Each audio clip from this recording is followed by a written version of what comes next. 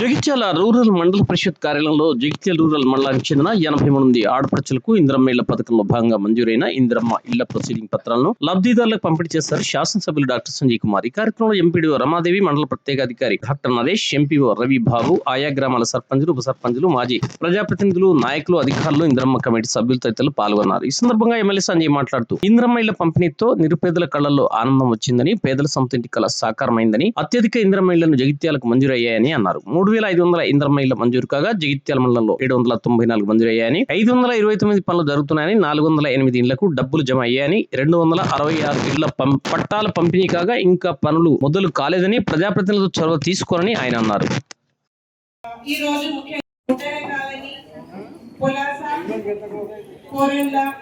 మరియు కట్టెలపల్లి, తిమ్మాపూర్, వంజరపల్లి మీరందరినీ కోరుతూ, అట్లాగే వీరు కాకుండా ఇంకా గౌరవ సర్పంచులు ఎవరున్నా అని దయచేసి అందరూ కూడా మీదకి రావాల్సిందిగా కోరుతున్నాను. దయచేసి అందరూ కూడా మొట్టమొదటిసారిగా మన మండల పరిషత్తులో ఏర్పాటు కావాలని కోరుతున్నాను.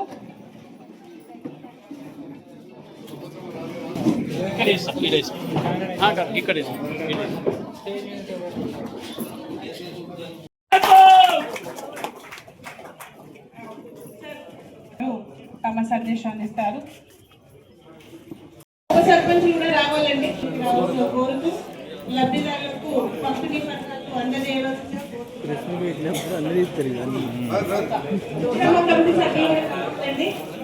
సర్పంచ్ గారు, ఉప సర్పంచ్ గారు మరియు ఇందిరమ్మ కమిటీ సభ్యులు, తర్వాత బాలపల్లి వాళ్ళు, బాలపల్లికి సంబంధించిన లబ్ధిదారులు మేడం అయిపోయినాక మీరు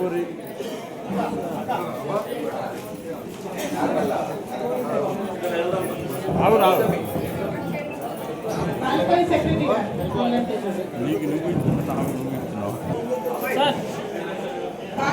సంబంధించిన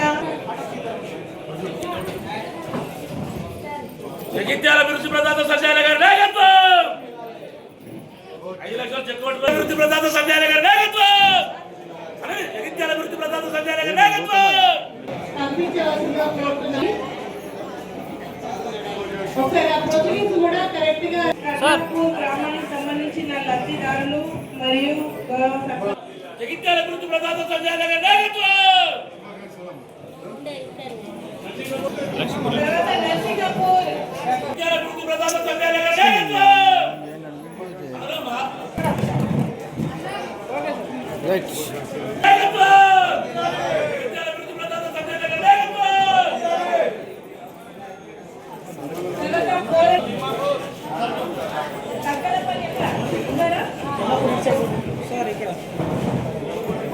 తిమ్మాపూర్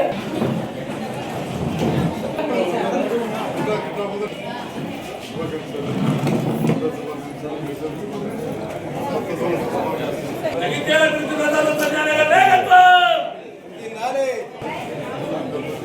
జగిత్యాల అభివృద్ధి ప్రదాత సంజయ్ గారి నాయకత్వం.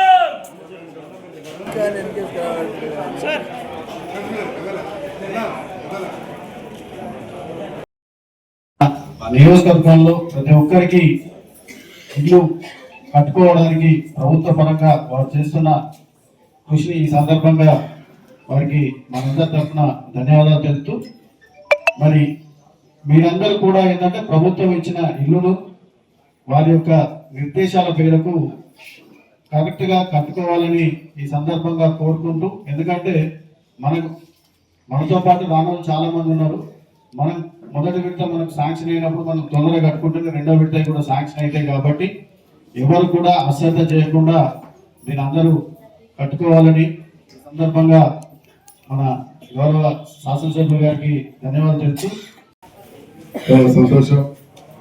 కొత్తగా ఏర్పడ్డ ప్రభుత్వం 2 సంవత్సరాలు పూర్తి చేసుకొని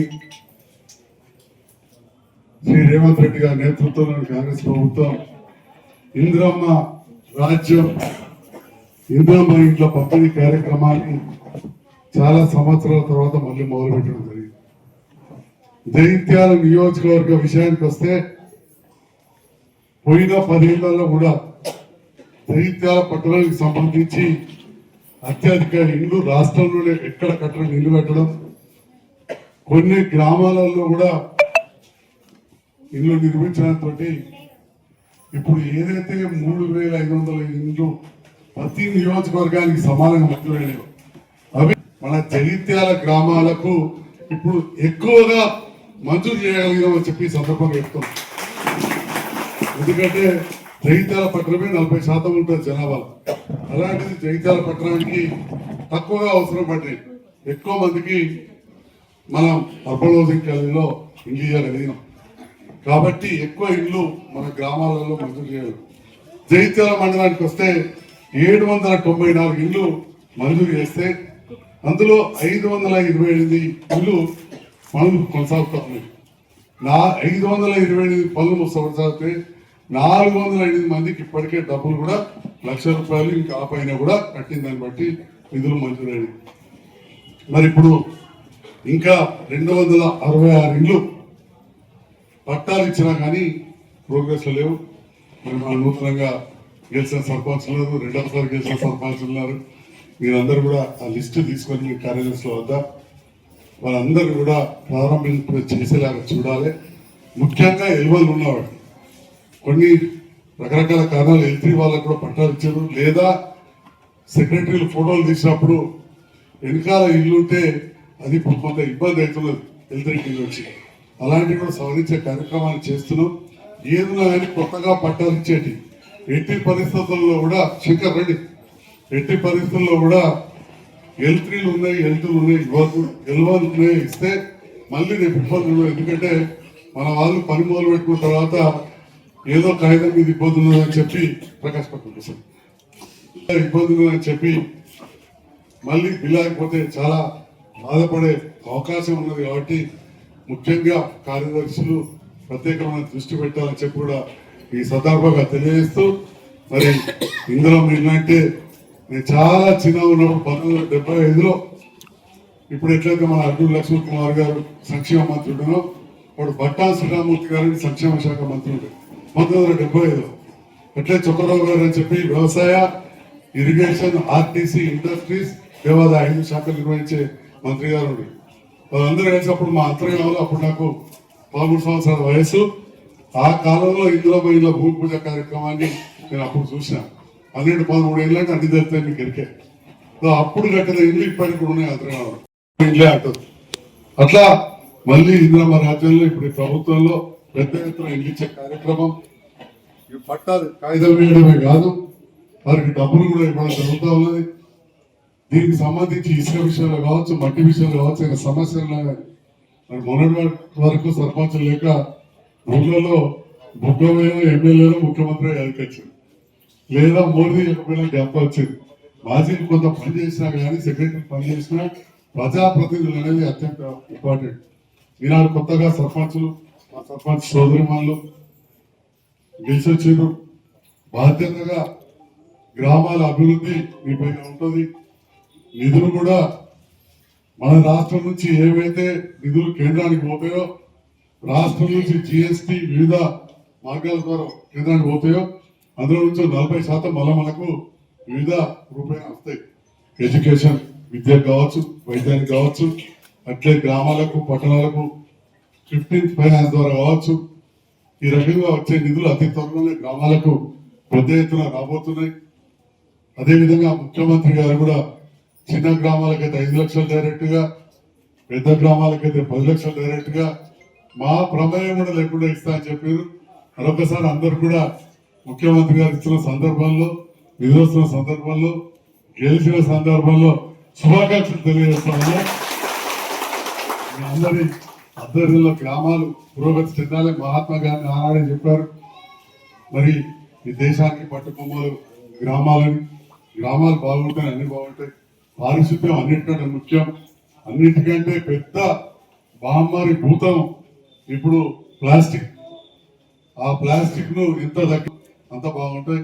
దానిపైన ప్రత్యేకమైన దృష్టి పెట్టాలి, పట్టణాలైనా గ్రామాలైనా తెలియజేస్తూ, మరి గూడు గుడ్డ గూడు మరి ఈనాడు కొత్తగా ఏర్పడ్డ ప్రభుత్వం దొడ్డు బియ్యం స్థానంలో సన్న బియ్యం ఇచ్చి కడుపు నిండా అన్నం తినేలా చూస్తాం. కరెంటు లేకుండా ఉండే పరిస్థితి ఉంటే ఉచితంగా కరెంటు, మరి ఇప్పుడు ఇళ్ళ పనుల పథకం. అదే విధంగా మా మహిళా సోదరిమణులు ఎవరెవరైతే సంఘాలు ఉన్నారో వారికి, తర్వాత మిగతా అందరికి కూడా మంచి ఇందిరమ్మ చీరలు గురించే కార్యక్రమాన్ని రేవంత్ రెడ్డి గారి నేతృత్వంలోని ఇప్పుడు కాంగ్రెస్ ప్రభుత్వం చేపడతా ఉంది.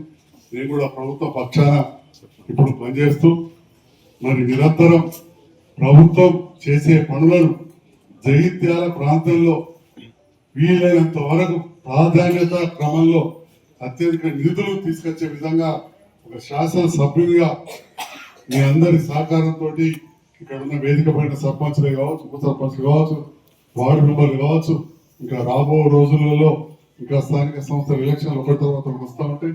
అందరి సహకారంతో రాజకీయాలకు అతీతంగా పనిచేస్తామని చెప్పి కూడా ఈ సందర్భంగా తెలియజేస్తూ, మరి నూతనంగా ఎన్నికైన సర్పంచులందరికీ నేను ఒక విజ్ఞప్తి, సర్పంచ్లు కావచ్చు, వార్డు మెంబర్లు కావచ్చు, అందరికి కూడా ఎలక్షన్లు అయిపోయినాయి.